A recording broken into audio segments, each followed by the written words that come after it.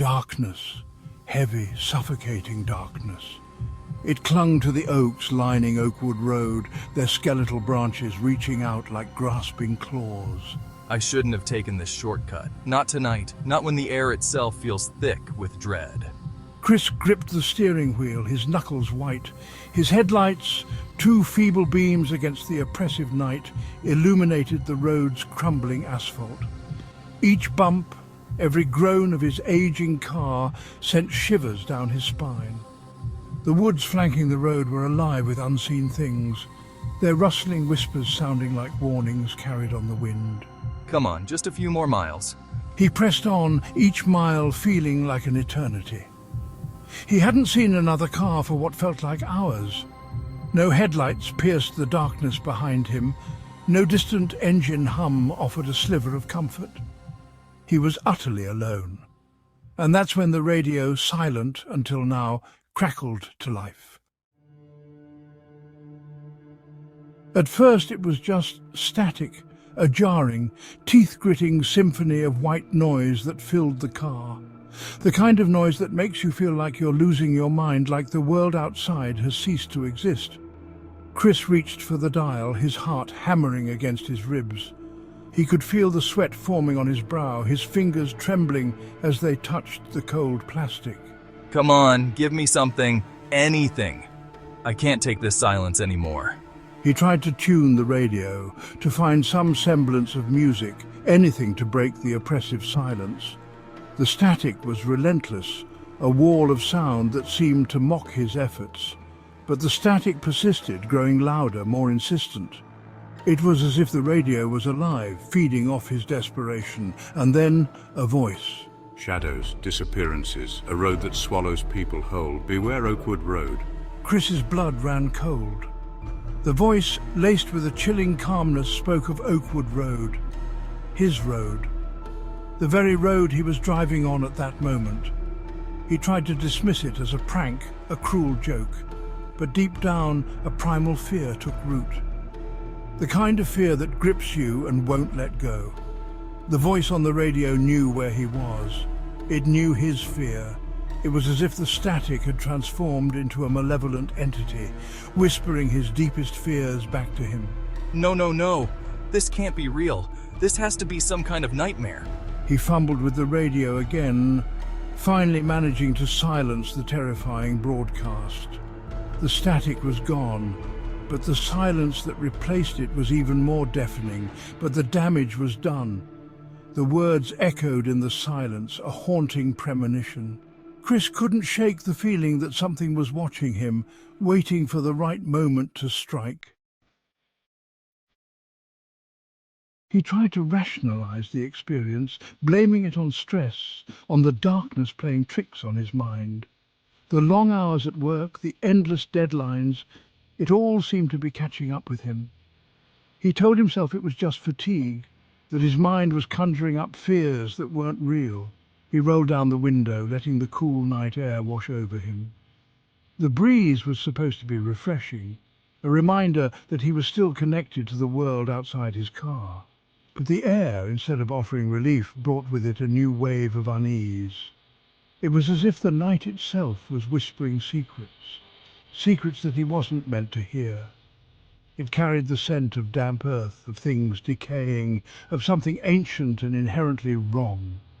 The smell was almost tangible, wrapping around him like a shroud. The hair on the back of his neck stood on end. His instincts screamed at him that something was off, something was lurking just beyond his sight. What was that? He muttered to himself, his voice barely a whisper.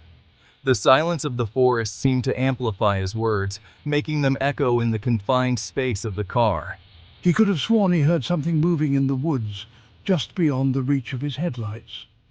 The beams of light cut through the darkness, but they couldn't penetrate the thick underbrush. A low growl, a rustling in the undergrowth. It was faint, but unmistakable. His heart pounded in his chest, each beat echoing in his ears. He told himself it was just an animal, but the voice on the radio whispered its warnings in the back of his mind. The static-filled broadcast seemed to carry a message meant only for him. He glanced at his phone, hoping for a signal, a lifeline to the outside world. The small screen was his only connection to safety, to normalcy. But the screen remained stubbornly blank. No bars, no connection. The realization hit him like a punch to the gut. He was cut off, isolated, trapped. The forest seemed to close in around him, the darkness becoming almost palpable. Great. Just great. No signal. He muttered, frustration and fear mingling in his voice. He felt a growing sense of dread, a feeling that he was not alone. What now? He asked himself, knowing that the night was far from over and the whispers on the airwaves were just beginning. As if confirming his worst fears, the engine sputtered, coughed, and died. The sound echoed in the stillness of the night, a final, haunting gasp. The headlights flickered and died, plunging him into absolute darkness. The sudden loss of light was disorienting, making the shadows around him seem even more menacing. He was consumed by the shadows, swallowed whole by the oppressive woods. The trees loomed like silent sentinels, their branches reaching out like skeletal fingers. Panic welled up inside him, threatening to overwhelm him. His breaths came in short, ragged gasps, each one a struggle against the rising tide of fear.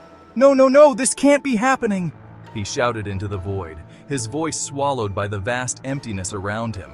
He pounded on the steering wheel in frustration, his heart pounding a frantic rhythm against his ribs. The car, once a symbol of freedom, now felt like a prison. He took a deep breath, forcing himself to calm down.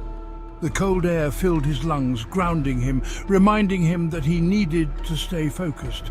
Panicking wouldn't help. He needed to think clearly. He needed a plan, a way out of this nightmare. He got out of the car, the silence of the woods pressing in on him from all sides. Every rustle, every whisper of wind seemed amplified, a reminder of his isolation. The air was thick with the smell of pine needles and damp earth, but there was something else too, something metallic like blood. It was a scent that set his nerves on edge. He pulled out his phone again, its uselessness a source of growing despair. The screen glowed faintly, mocking him with its lack of signal. Why didn't I listen? Why? His voice cracked with regret, the weight of his decisions pressing down on him. He was stranded, alone, on a road whispered to be the haunt of something sinister. The stories he'd heard as a child now seemed all too real. The voice on the radio had warned him. He should have listened. The static-filled message played over and over in his mind, a grim reminder of his folly.